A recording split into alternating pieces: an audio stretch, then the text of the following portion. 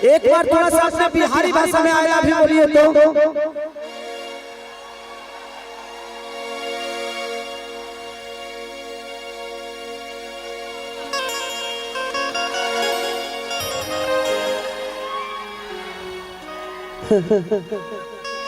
हमार पैसा हमारे मिले तो बड़ा दुख होला।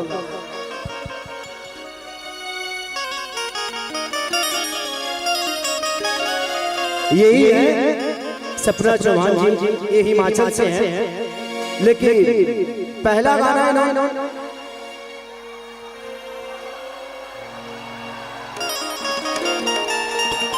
हेलो ऐसा ऐसे मत करो, इतार हिमाचल ना हो। अरे बच्चा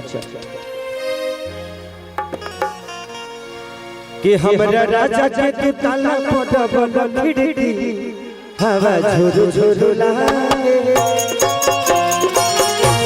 अभी मेरा और एक सिंपी का गाना बहुत वायरल हो रहा है। भाई भाई भाई कि ये को बात बताई तो बतावे दे बुआ अल्लाह बन से नुरा लगावे दे बुआ।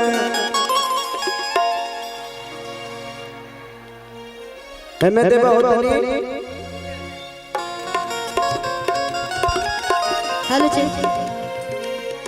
सबसे पहले आप सबके गोड़ छू के गोड़ लगता है, एक बार हाथ उठा के आशीर्वाद दे दीजिए तो। बाप रे कमे दूर चले का पड़ता है, ज्यादा कि कब जाना 1 किलोमीटर दूरी पे। लेकिन आप लोग के प्यार पावे खातिर हमने कई कोस दूर चल जाएंगे। आज हमने के बियाने से खैले नहीं की जा, लेकिन तब उतना एनर्जी बा आप लोग के देख के। Thank you so much. तो बहुत सारा गाना आइल बा और बहुत दिन बाद भैया के साथ हमार मंच होता। पहली बार होता, बताइए। चलिए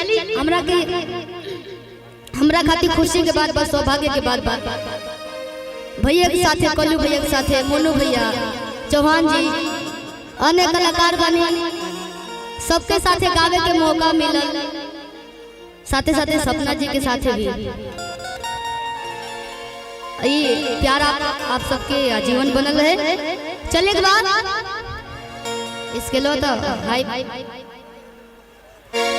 कि नई खेते हिया में हीरा मोती जड़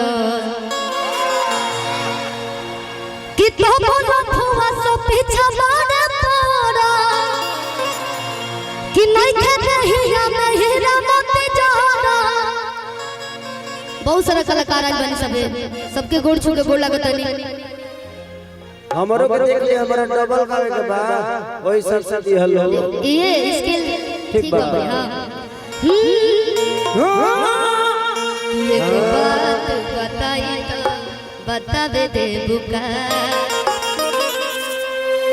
हो कि नहीं खेते हिया में हीरा मोती जड़ा।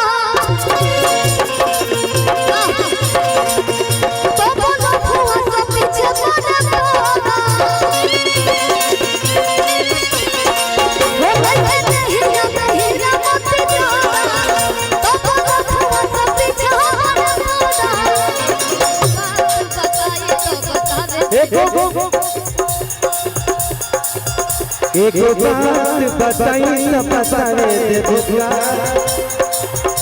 एक बात बताई न बतावे दे बुआ, लाई बनो सुनुरा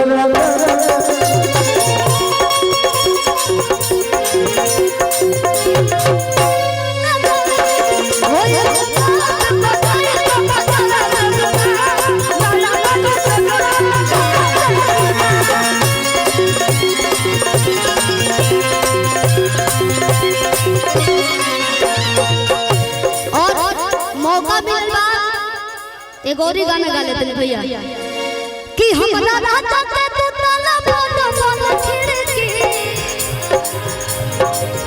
सभी लोग प्लीज अपना ऊपर करें तो देखो लग कितना आप लोग प्यार करेंगे कि हमरा राजा के तू ताला मोनो मोनो खिड़की हवा झुरु झुरु लागे।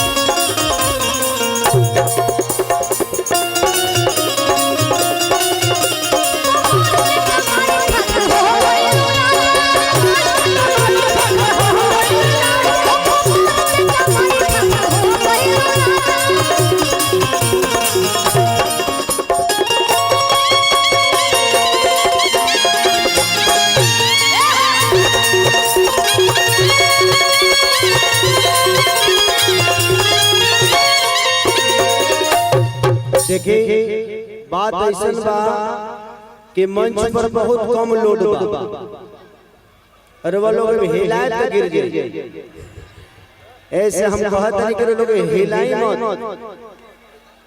अच्छा दढ़िया गा दे बेटा, थोड़ा थोड़ा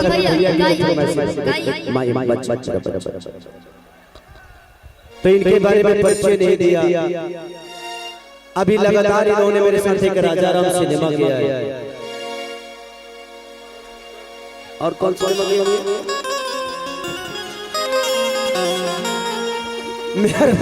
मेहरबान सिनेमा किया और राजा राम किया, और लगातार इनके साथ गाना मेरा बहुत बड़ा हिट है कि बाल तो हारी करे एगो बढ़ा देना यार, बहुत कम कहला है।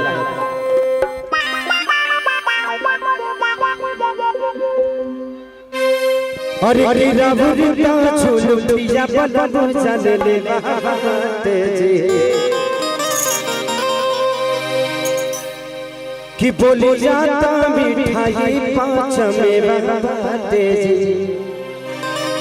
हमरा बबली भैया की फरमाइश बा कि रहू में छटा कपड़ा करिया लागेला इसवरिया अरे दढ़िया जन बना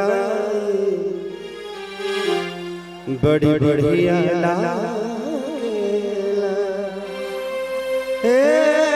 सवरिया लेके सपना चौहान जी के साथ बबली भैया की तरफ से बहुत पुरस्कार। एक ही बार दे दी रहुआ नीचे, थमहो नीचे, बार बार दे हमरो ठीक ना लगी, रहुआ ठीक ना लगी।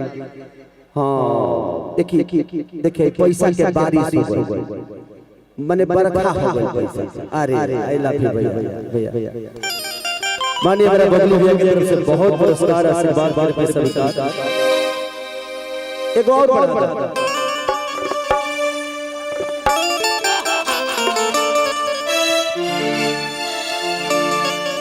कि सही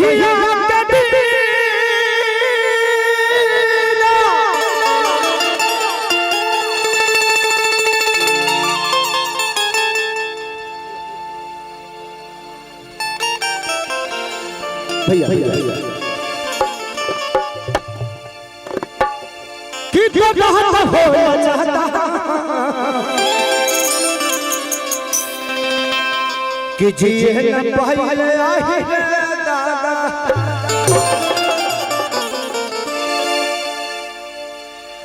कि सोहन जैसन दे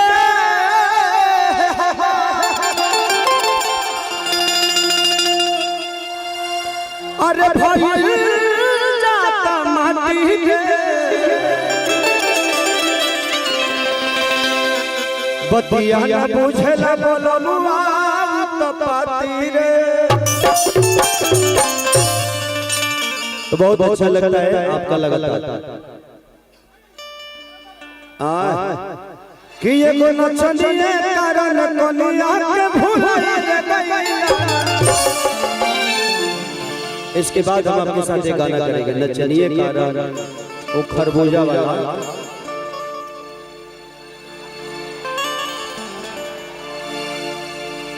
थैंक यू।